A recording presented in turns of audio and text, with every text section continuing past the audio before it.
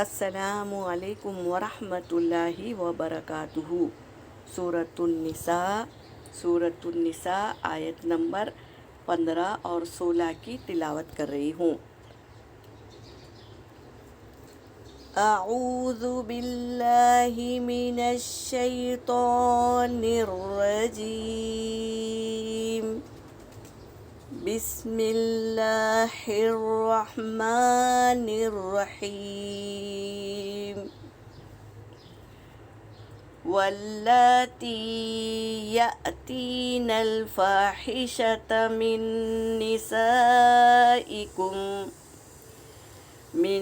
نسائکم فاستشہدوا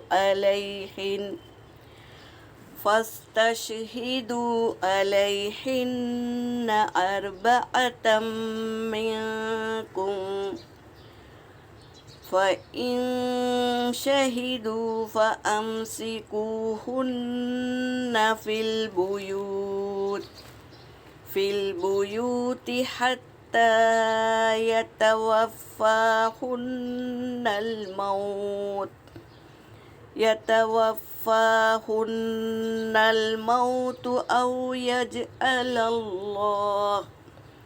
أو يجعل الله لهن سبيلا۔ واللذان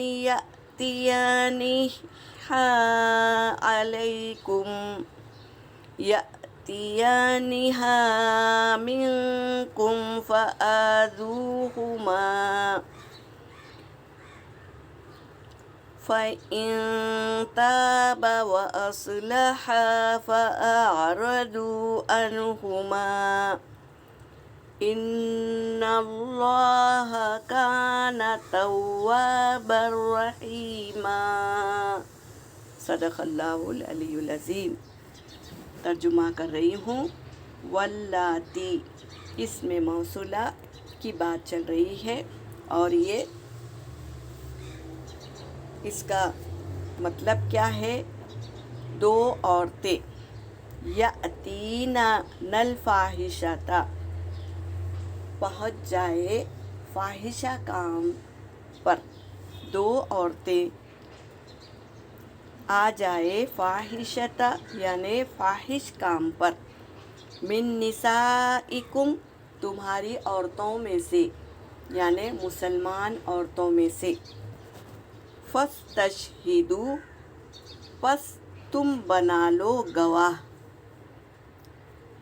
علیہن ان عورتوں میں سے، ہن آئی ہے یہاں پر تو ان عورتوں پر، اربعۃ چار، منکم گواہ، یعنی اگر کوئی مسلمان عورت جو فاحشہ کام کر لے تو مسلمان عورتوں میں سے پس تم گواہ بنا لو، علیہن ان پر چار گواہ، منکم انہی میں سے یعنی مسلمان ہی ہو گواہ، فإن شہیدوا پھر اگر گواہی مل جائے، یعنی گواہیاں چار مرد کی گواہی ضروری ہے، اگر کوئی غلط کام کر رہا ہے یعنی زنا کر رہا ہے، زنا اس کو کہتے ہیں جو بغیر نکاح کے کوئی عورت یا کوئی مرد آپس میں نفسیاتی خواہشات پوری کرتے ہیں، اسے زنا کہتے ہیں۔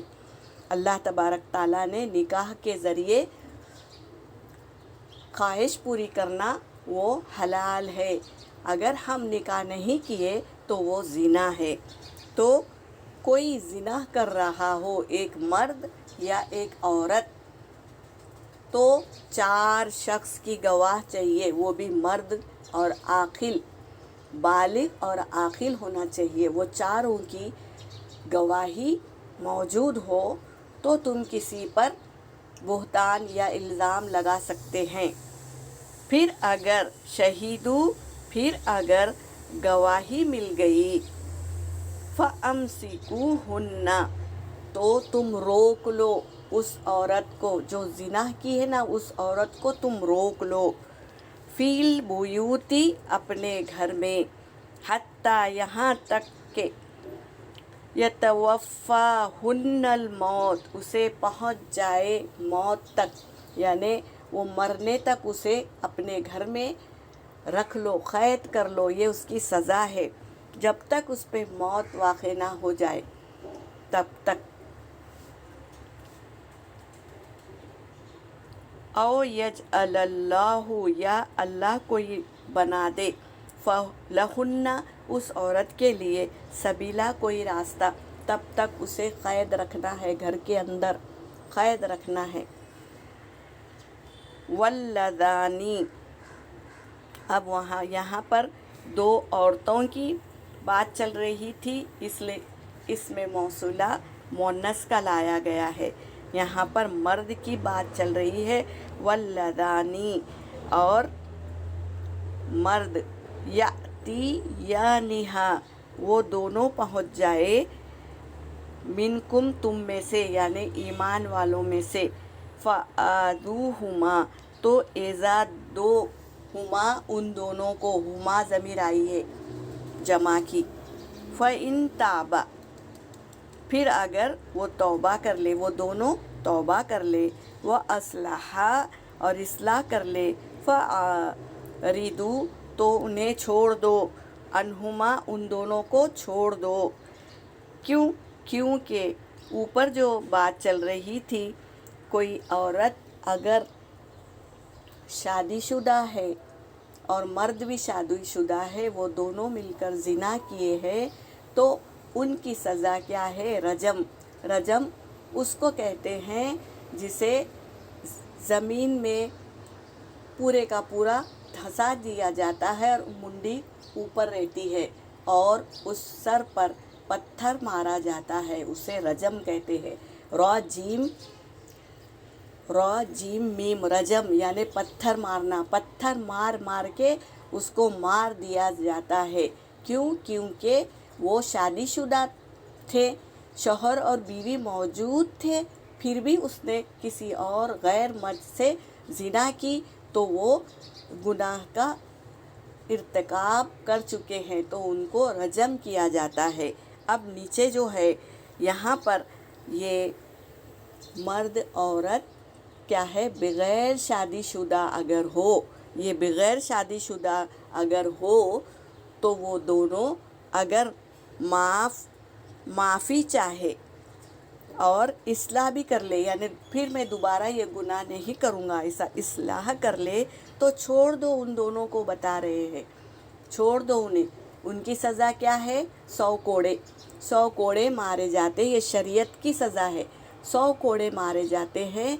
फिर वो तौबा कर ली, इस्लाह कर ली, तो फिर उन्हें गुनहगार मत समझना। क्योंकि उन्होंने अपनी सज़ा भुगत ली है। अल्लाह ने शरीयत के हिसाब से 100 कोड़े रख दिए हैं शराइत, तो वो उन्होंने कर लिया है, तो फिर उन्हें गुनहगार मत समझना।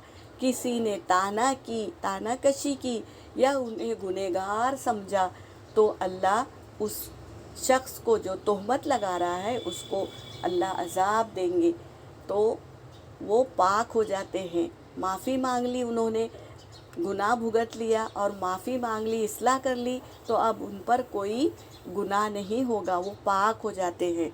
तो यहाँ पर यही बता रहे हैं, वो अस्लहा, उन्होंने इस्लाह कर ली, फ़आरिज़ू, तो छोड़ दो उन्हें, अनहा, उन दोनों को छोड़ दो, अनहुमा, उन दोनों को।